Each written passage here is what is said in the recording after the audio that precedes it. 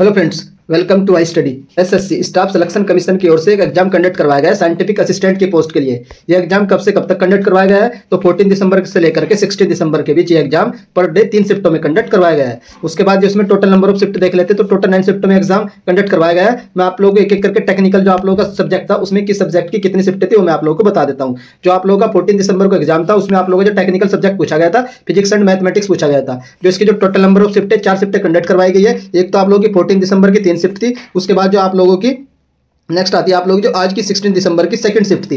16 दिसंबर की second shift में भी आप लोगों का फिजिक्स का एग्जाम कंडक्ट करवाया गया है। तो टोटल नंबर ऑफ जो शिफ्ट हो गई है फिजिक्स वाली आप 4 शिफ्टों में फिजिक्स का एग्जाम कंडक्ट करवाया गया है। उसके बाद देख लेते हैं कंप्यूटर साइंस का जो एग्जाम है टोटल 3 शिफ्टों में कंडक्ट करवाया गया है। एक तो आप लोगों की 15 दिसंबर की लास्ट शिफ्ट थी। जो 15 दिसंबर की पहली 2 शिफ्टों में सीएस का एग्जाम करवाया गया था। 15 दिसंबर की 2 शिफ्टों में एग्जाम जो पहली 2 शिफ्ट थी उनमें आप लोगों का कंप्यूटर साइंस का एग्जाम कंडक्ट करवाया गया था। उसके बाद से जो आप 16 दिसंबर की जो आज लास्ट वाली शिफ्ट है वो भी आप लोगों का सीएस के कैंडिडेट के लिए कंडक्ट करवाई गई है। उसके बाद एक ट्रेड आती है आप लोगों की इलेक्ट्रॉनिक्स एंड कम्युनिकेशन की। इसका जो एग्जाम है कल यानी कि 15 दिसंबर की जो इवनिंग वाली शिफ्ट थी उसमें सीएस वाले कैंडिडेट थे। उसके बाद जो 16 दिसंबर की जो मॉर्निंग वाली शिफ्ट थी इसमें भी ईएस वाले कैंडिडेट थे। तो दो शिफ्ट आप लोगों की ईएस वालों की थी और 3 शिफ्ट आप लोगों की सीएस यानी कंप्यूटर साइंस वालों की थी। उसके बाद 4 शिफ्ट आप लोगों की फिजिक्स वाली थी। तो आप लोग देख सकते हैं जो मैक्सिमम नंबर ऑफ कैंडिडेट आप लोगों के फिजिक्स के थे। उसके बाद नेक्स्ट आप लोगों के सीएस के थे और जो सबसे कम कैंडिडेट आप लोगों के इलेक्ट्रॉनिक्स एंड कम्युनिकेशन के देखने को मिलेंगे। उसके बाद सब्जेक्ट मैंने आप लोगों को बता दिया क्या क्या सब्जेक्ट है। इसमें हम लोग देख लेते हैं जो 2022 में टोटल नंबर ऑफ वैकेंसी है 990 यानी 990 वैकेंसी है। उसके बाद कितने नंबर ऑफ कैंडिडेट ये लोग डीवी के लिए क्वालिफाई करेंगे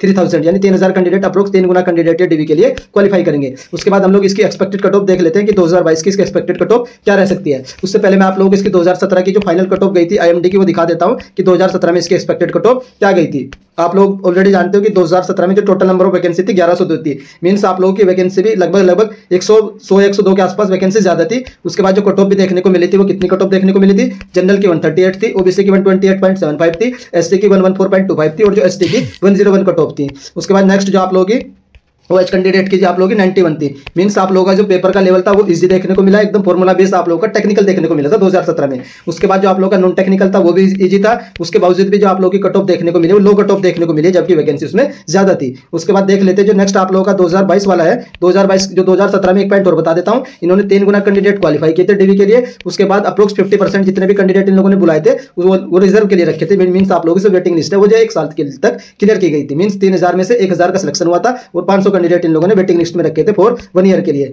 उसके बाद देख लेते हैं जो आप लोगों का 2022 का जो एग्जाम है इसमें टोटल नंबर ऑफ कैंडिडेट जो फॉर्म फिलअप हुआ लगभग 2,54,712 कैंडिडेट है। और अटेंडेंस आप लोग बता सकते हैं कि अटेंडेंस आप लोगों के रूम में कितने कैंडिडेट एब्सेंट थे। एटलीस्ट आप लोगों को आइडिया हो जाएगा। मे भी जहां तक चांसेस रहेंगे जिस तरीके से सीजन में लगभग 48% अटेंडेंस रही है उसी तरीके से आप लोगों के एग्जाम में भी 40% आप लोग अटेंडेंस मानकर चल सकते हैं। मींस आप लोगों का लगभग 1 लाख कैंडिडेट आप लोगों के इस एग्जाम में अपियर हुए होंगे। अप्रोक्स 40% के हिसाब से 1 लाख कैंडिडेट आप लोगों के अपियर हुए होंगे। उसके बाद देख लेते हैं आप जो कट ऑफ का जो आप लोग एक आइडिया ले सकते हैं कि टोटल नंबर ऑफ आप 1 लाख के हिसाब से देखा जाए तो लगभग 100 कैंडिडेट में से 3 कैंडिडेट का सिलेक्शन होगा। मींस आप लोगों की कट ऑफ थोड़ी सी हाई देखने को मिलेगी। अब मैं आप लोगों को एग्जाम का लेवल बता देता हूं। जो आप लोगों का एग्जाम का लेवल देखने को मिला इस बार एकदम मॉडरेट टू हार्ड देखने को मिला है। कुछ शिफ्टें मॉडरेट थी, कुछ शिफ्ट एकदम हार्ड थी, एकदम या तो एक्सट्रीम कंडीशन में थी। तो जो सबसे हार्ड शिफ्ट देखने को मिली है वो फिजिक्स की है। जो फिजिक्स की total number of shift 4 shift थी, चारों शिफ्ट हार्ड थी, एक भी शिफ्ट कोई भी मॉडरेट लेवल की नहीं थी। तो मींस जो आप लोगों के फिजिक्स वाले कैंडिडेट है उनको थोड़ा सा नॉर्मलाइजेशन में फायदा होने वाला है। ऑलरेडी इनकी 4 शिफ्ट शिफ्ट भी ज्यादा है और जो आप लोगों का एग्जाम का लेवल है वो भी हार्ड देखने को मिला है। तो इससे आप लोगों का क्लियरली है कि आप लोगों का जो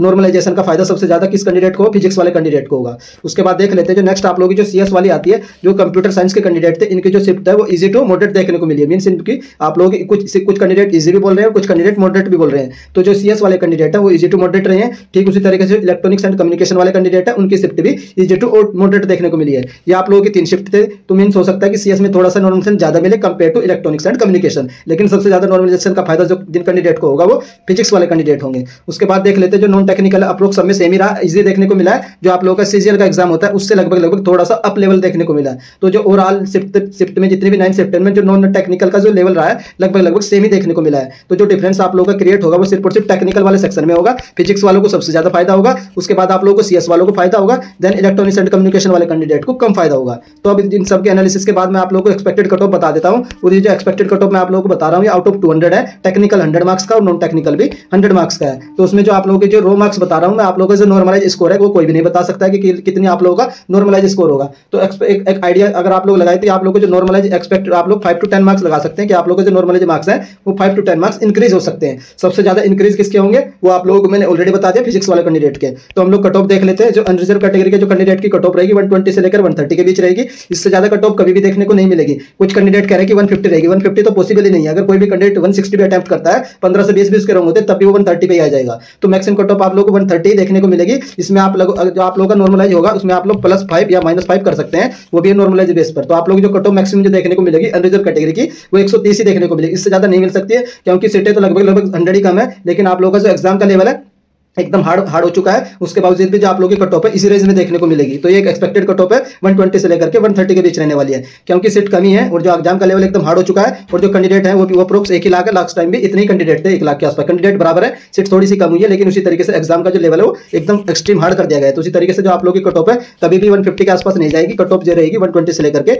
130 के बीच रहेगी। उसके बाद नेक्स्ट कैटेगरी के देख लेते हैं। इकोनॉमिकली वीकर सेक्शन की जो कट ऑफ रहेगी 120 से लेकर के 125 के बीच रहेगी। ओबीसी की कट ऑफ रहेगी 115 से लेकर के 125 के बीच रहेगी। नेक्स्ट जो रिजर्व कैंडिडेट आते हैं उनकी 100 से लेकर के 110 के बीच रहेगी। नेक्स्ट आप लोग जो एसटी कैटेगरी के कैंडिडेट है उनकी 90 to 100 के बीच में रहेगी। तो ये आप लोगों की एक्सपेक्टेड कट ऑफ थी जो मैंने आप लोगों के शेयर कर दिया। अब आप लोग कमेंट कर सकते हैं कि आप लोगों की जो एक्सपेक्टेड मार्क्स है कितने बन रहे हैं। एक्सपेक्टेड बता सकते हैं कि आपने कितने अटेम्प्ट किए और आप लोगों के कितने मार्क्स आ सकते हैं। उसके बाद आप लोगों की कैटेगरी क्या है ये भी आप लोग कमेंट कर सकते हैं। तो ये 2 कमेंट आप लोग कर सकते हैं। अगर आप लोगों को मेरे द्वारा की गई कट ऑफ की एनालिसिस पसंद आती है तो आप प्लीज वीडियो को लाइक कर सकते हैं। और अगर चैनल पर फर्स्ट टाइम विजिट कर रहे हैं तो चैनल को सब्सक्राइब भी कर लीजिए। जैसे ही एसएससी एमडीओ की ओर से आप लोगों की आंसर की रिलीज की जाएगी उसकी इंफॉर्मेशन आप लोगों को मेरे द्वारा सबसे पहले दे दी जाएगी। अगर आप लोगों का कोई भी डाउट है इसकी एलिजिबिलिटी क्राइटेरिया से रिलेटेड या बीटेक अलाउड है या नहीं वो भी आप लोग कमेंट करके पूछ सकते हैं। उसका रिप्लाई भी आप लोगों को कमेंट बॉक्स में मिल जाएगा। वीडियो देखने के लिए धन्यवाद। Thank you.